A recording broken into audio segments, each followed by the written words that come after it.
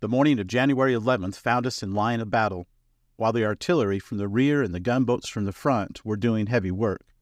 The troops and gunboats entirely surrounded the fort. Our regiment went well to the right and near the line of a clear field, on the other side of which were the enemy's works. In this position we were actively engaged in the fight until 12 o'clock noon, when the whole line was ordered to charge on the fort. The 83rd, being in advance, went into this open field under a terrific fire. Directly in our front was a house and several outbuildings. These were utilized by the enemy, who poured volley after volley into our ranks from the doors, windows, and other openings of the infant fortress, which sheltered them from our fire. But the whole of our line about the front was suffering terribly from the enemy's fire. Shot, shell, and Minnie balls were fairly showered upon us from the fort, and I think I may truthfully say that in all the battles of the war in which we participated, the regiment was never under heavier fire than for a few hours on this day. The enemy seemed determined to hold the fort. The men in the ditches fought like so many tigers, and it was like running against a stone wall to attempt to drive them out. After almost a life-and-death struggle, our regiment, with some others, fell back to the woods, which afforded a shelter from the storm of bullets which whistled about us. Our lines having been repaired, another dash was made across the field. This time we went further than before, and by lying flat on the ground, held our position under a furious fire. Little by little, we kept advancing, all the time keeping close to the ground, until we had made a good headway towards the fort. We were about out of ammunition, and none could be gotten to us.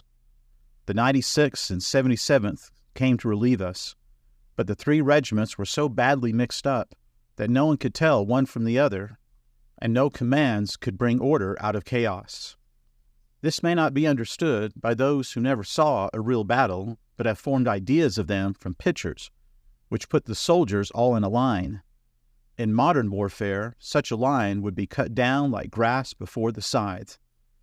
When the real battle is on, while all try to keep together, yet everyone looks out for himself. A stump or tree is always made use of, and under a heavy fire, one of the best points about a good soldier is to be able to save himself while he fights and kills the enemy. This terrible fighting did not cease until 5 o'clock in the afternoon, when, without any warning, white flags were hoisted above the works of the enemy. In a moment the firing ceased, and a shout, which made the very earth tremble, went up along our whole line.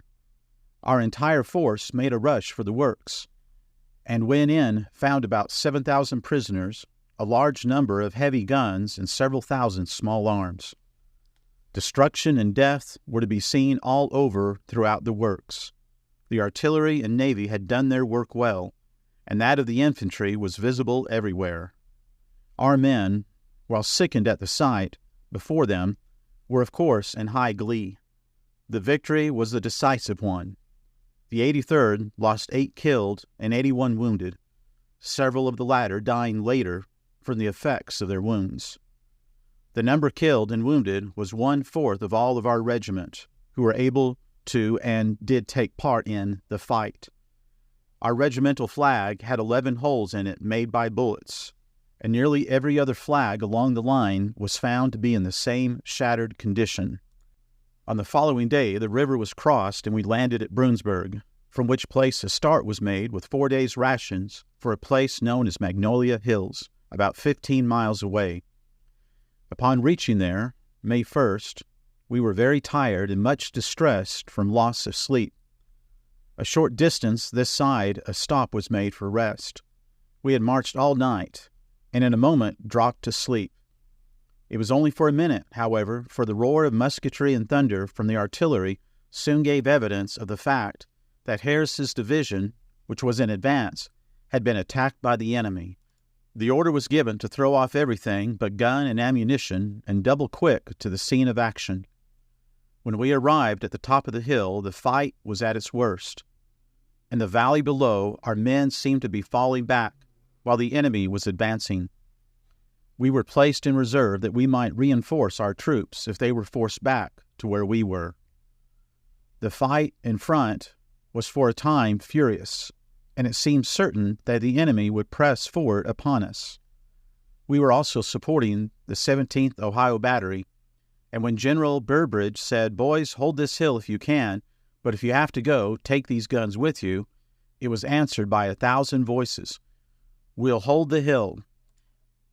The enemy at last faltered, then began to fall back with our troops close in his rear, until another stand was made. All day long the fight went on. Our regiment went to the left, right, or center, as the necessities of the case seemed to require, until afternoon.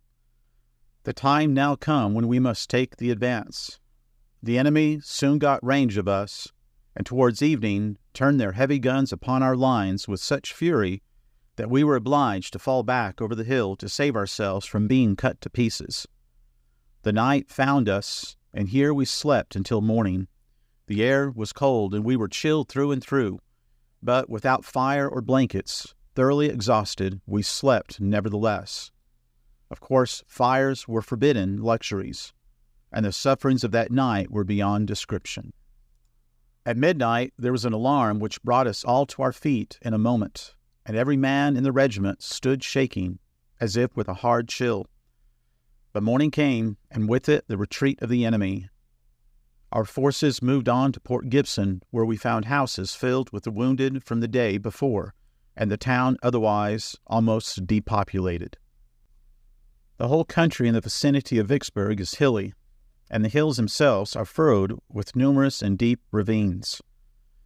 At the first peep of dawn, the tops of the hills were a blaze of fire and a cloud of smoke, and the garrison and inhabitants of Vicksburg were called to duty by the music of the Union. The day was spent in securing advantageous positions and a nearer approach to the works. In the afternoon, with a volley and a cheer, the whole picket line moved forward on the run and practically took the position destined to be occupied for the next 47 days. The position thus secured was not left except under cover of darkness. The 22nd came, the day of the assault. The troops were massed in sheltered places as quietly and unobservedly as possible. Most of the artillery had, by this time, been placed in position, and at the signal, 200 guns belched forth hoarse thunder. The startled hills trembled to their foundations. The flight of rifle ball cut the air with horrid screech, and gun and shell polluted all the atmosphere with sulphurous breath, whose fumes rose like exhalations from the infernal pit. For 20 minutes the storm raged, and then there was a silence so still. No, language fails. Imagination is powerless. It could be felt, but not described. Men felt the impress of the invisible, for eternity lay between the foot and the top of that hill. 'Twas but a minute. The line dressed, the command was given, and elbow to elbow, that 13 miles of blue moved toward the Confederate works. We reached them, that was all. Those massive redoubts and miles of rifle pits had not been built to turn over with slight resistance into the hands of an enemy.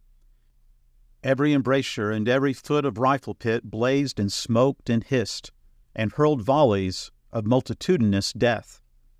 We reached the brow of the hill and threw ourselves flat upon the ground to escape the withering fire from the trenches. A few reached the ditch in front of the fort and were rescued only by digging a trench to the ditch from the brow of the hill.